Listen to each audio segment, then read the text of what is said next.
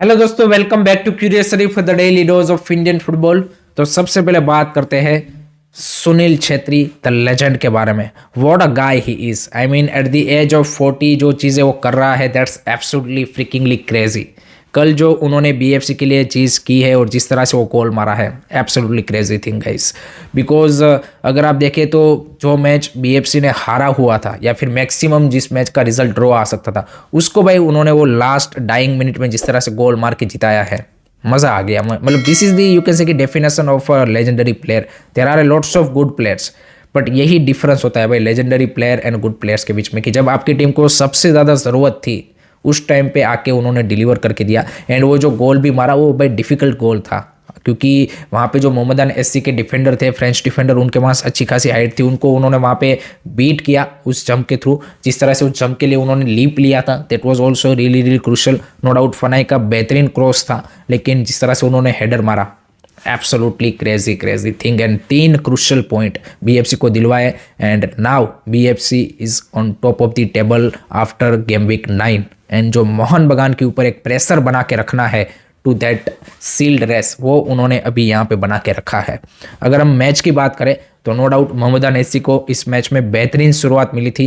Mohammedan SC का जो इस सीज़न का अब तक का इश्यू रहा है वो है गोल कन्वर्जेशन का, लेकिन इस मैच में वो इश्यू नहीं दिखा। एंड मंजोकी ने वो 8 मिनट में ही यहाँ पे ज़बरदस्त हेडर के थ्रू गोल मारा एंड 1-0 के क्रूशल लीड यहाँ पे मोहम्मदन एससी को दिला दी थी। उसके बाद यहाँ पे दोनों ही टीमों ने काफ़ी सारी कोशिश की। There are couple of moments जो कि बीएफसी ने क्रिएट किए, there are couple of moments जो कि मोहम्मदन एससी के लिए भी बने। And Manzoki particularly was the danger man for you can say कि मोहम्मदन एससी। उन्होंने यहाँ पे सबसे ज़्यादा जो डेंजर है वो बीएफसी के लिए क्रिएट किया। And he has been absolutely brilliant throughout the match. अगर आप देखें लास्ट में भी एक उन्होंने चांस बना हेडर के थ्रू बनाया था, जो कि पोस्ट पे आई थिंक हिट कर गया। सो ही इज़ बीन गुड। लेकिन जो सेकंड हाफ में सरगोजा ने चेंजेस किए, आई थिंक वो ज़्यादा मेरे को लगता है कि इम्पैक्टफुल थे। एंड आई थिंक चन्नसलोव ने भी आफ्टर द मैच वही बोला कि जो सेकंड हाफ में बीएफसी प्लेयर लेके आए वो मोर एक्सपीरियंस प्लेयर थे और मोर यू कैन से कि क्वालिटी प्लेयर्स थे कंपेयर टू हमारे पास जिस तरह के प्लेयर हैं। एंड वही डिफरेंस मेकर भी बने, चाहे उसमें सुनील छेत्री आप देखिए ऑफ दी बेंच आए एंड उन्होंने ब्रेस मारा, वो 81 मिनट पे क्रूशल पेनल्टी उन्होंने कन्वर्ट किया। फिर ये फनाई ने इम्पैक्टफुल परफॉर्मेंस डाला, विनीत वेंकटेश। तो आप देखिए कि जो भी सब किए उन्होंने कहीं ना कहीं उस मैच में काफ़ी एक क्रूशल रोल प्ले किया। And overall a very good victory for BFC. तो that's a crazy match by the way, मज़ा आ गया देख के। एंड गेम वीक 9 खत्म होने के बाद आईएसएल का यहाँ पे BFC top of the table है। नाउ मोहन बगान को अपना जो नेक्स्ट मैच है वो जीतना ही पड़ेगा to maintain that you can say कि सील्ड रेस। एंड वो एक जो दोनों के बीच में फाइट है वो यहाँ पे काफ़ी क्लोज फिर हमें देखने को मिलेगी। लेट मी नो गाइस, आपके क्या थॉट रहे इस मैच के बारे में, कमेंट सेक्शन में ज़रूर बताइए। नेक्स्ट बात करनी है, क्या आईएसएल में VR and goal line technology की अर्जेंट ज़रूरत है। एंड क्या एएफएफ, एफएसडीएल एंड क्लब इनके लिए यहाँ पे जो भी रिक्वायर्ड बजट है वो खर्चने के लिए रेडी है। इन दो चीज़ों के ऊपर काफ़ी ज़्यादा फैंस की डिमांड हर हमेशा रही है। पिछले कुछ सीज़न में तो काफ़ी ज़्यादा डिमांड बढ़ी है, क्योंकि there are a lots of decision throughout the season. और इस सीज़न की भी अगर हम बात करें तो there are a couple of decision की जिसके चलते कंट्रोवर्शियल पेनल्टी कॉल दिए गए हैं। कंट्रोवर्शियल आपके गोल लाइन जो गोल है वो डिसअलाउ किए गए हैं, अलाउ किया गया है। रिसेंटली हमने देखा मुंबई सिटी वाला इंसिडेंट, उससे पहले नॉर्थ ईस्ट वर्सेस मोहन बगान में भी एक ऐसा इंसिडेंट हुआ था। तो इसके चलते भाई जो मैच का रिजल्ट है उसको काफ़ी ज़्यादा इम्पैक्ट पड़ता है। एंड इवेंचुअली फैन है वो यहाँ पे मतलब क्या बोलते कि लीग से वो जो एक यहाँ पे उम्मीद है वो खो बैठता है। एंड वो डिसअपॉइंटमेंट में वो देखना बंद कर देता है कि भाई इसमें फेयर डिसीजन नहीं आते। तो इसका डेफिनेटली अगर हम देखें एट द मोमेंट तो एक रीज़न दिया जाता है कि क्लब्स, एफएसडीएल एंड एएफएफ उतना पैसा खर्च या फिर उनके पास उतना बजट नहीं है कि वो यहाँ पे वीआर या फिर गोल लाइन टेक्नोलॉजी लाएंगे। लेकिन इसका एक चीप अल्टरनेटिव अवेलेबल है, ये है एडिशनल असिस्टेंट रेफरी, एएआर। ये यहाँ पे जब यूएफए चैंपियंस लीग या फिर यूएफए जब गोल लाइन टेक्नोलॉजी नहीं लाया था तब वो भी लोग इस टेक्नोलॉजी को यूज़ करते थे। रिसेंटली कैम्बोडियन प्रीमियर लीग जो कि हमारे से भाई छोटी लीग है बजट में, वो भी यहाँ पे इस डायरेक्शन में आगे बढ़ रही है, क्योंकि वहाँ पे भी काफ़ी सारे ऐसे penalty and goal line decision है कि जिसके चलते रिजल्ट को इम्पेक्ट हो रहा है।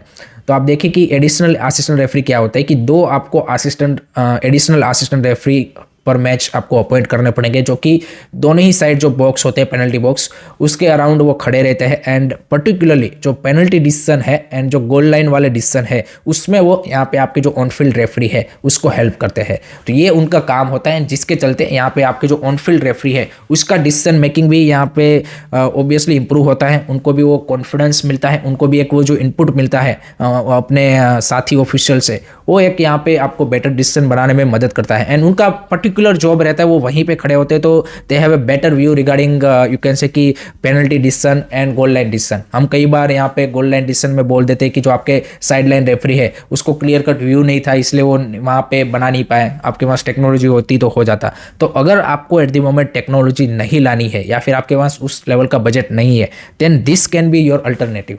ये आपका अल्टरनेटिव हो सकता है कि जहाँ पे आप एडिशनल असिस्टेंट रेफरी को लाओ। एंड इसके बारे में जैसे मैंने बताया कि कैम्बोडियन प्रीमियर लीग आप देखिए कि इसके बारे में काम कर रहा है और वो बहुत जल्द लाने वाला है। मैंने जैसे बताया कि यूएफए में भी इससे पहले जब गोल लाइन टेक्नोलॉजी आया उससे पहले उन्होंने भी एडिशनल असिस्टेंट रेफरी को यूज़ करते थे। तो इस तरह की चीज़ें आपको लानी पड़ेगी। आप सिर्फ यहाँ पे बजट का बहाना देके या फिर ये देख के नहीं बच सकते। आपको देखिए कि भाई मैच की जो क्रेडिबिलिटी है उसको तो इम्प्रूव करना पड़ेगा। उसके बिना आप चाहते हैं कि भाई फैंस यहाँ पे ऐसे ही सारी चीज़ें चलाते रहें, तो वो नहीं होना चाहिए भाई। लेट मी नो गाइस, आप क्या सोचते हो इसके बारे में, कमेंट सेक्शन में अपने ओपिनियन ज़रूर बताइएगा। नेक्स्ट अब बात करनी है आज के आईएसएल के मैच के बारे में। गेम वीक 10 भी आज से ही स्टार्ट हो रहा है एंड पहला ही भाई धमाकेदार मुकाबला है गेम वीक 10 का, वो है Kerala Blaster versus FC Goa. दोनों ही टीमों के लिए it's a very very crucial game.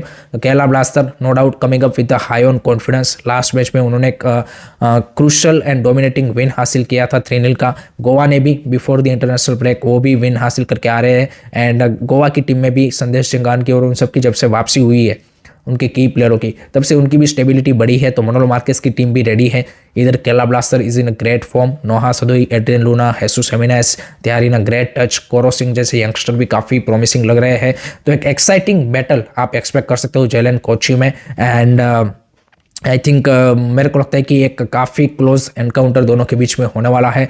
मेरा जो प्रिडिक्शन रहेगा इस मैच का, आई एम फीलिंग कि मेरे को लगता है कि कहीं ना कहीं ये इक्वल मैच होगा एंड 2-2 टाइप स्कोर लाइन मैं एक्सपेक्ट कर रहा हूँ, बिकॉज दोनों के पास फ्रंट लाइन में कुछ यहाँ पे रियली यू कैन से कि गुड प्लेयर्स है and that can make a difference. I think जिसकी डिफेंसिव लाइन ज़्यादा सॉलिड होगी, जिसमें मेरे को लगता है कि Goa has a more stability now after संदेश चिंगान यू कैन से कि कमबैक।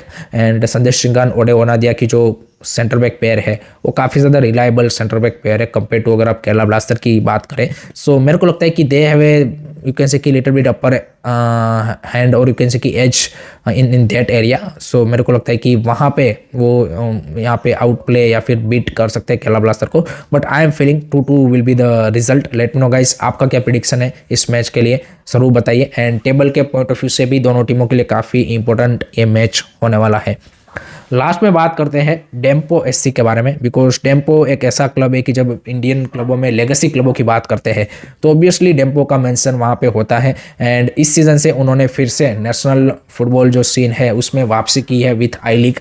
एंड उनके जो कोच है समीर नायक, जो कि उनके फॉर्मर प्लेयर भी ले चुके हैं, तो उन्होंने रिसेंटली एक इंटरव्यू में यहाँ पे क्लब के फ्यूचर ऑब्जेक्टिव एंड किस तरह से उन्होंने वापसी की उसके बारे में बातचीत की है। तो वहाँ पर उन्होंने बोला कि पिछले कुछ सालों में जब हम अपने नेशनल लेवल पे नहीं खेल रहे थे तो हमारा फोकस और हमारे जो ओनर हैं श्रीनिवास टेम्पो, उनका वही ड्रीम था कि हम यहाँ पे फोकस करें ग्रास रूट के ऊपर। एंड उन्होंने यहाँ पे डेम्पो की अपनी प्रॉपर एकेडमी बनाई है एंड उनके ऊपर फोकस किया। एंड वहाँ से उन्होंने धीरे धीरे स्टेप बाय स्टेप पहले गोवा प्रो लीग जीती, then they played I league 3, I league 2 and now they are playing I league. And उन्होंने भी बोला कि ऐसा नहीं कि इस बार हम आई लीग खेल रहे तो सीधा ही हमारा ऑब्जेक्टिव है कि हम आईएसएल में पहुँच जाए।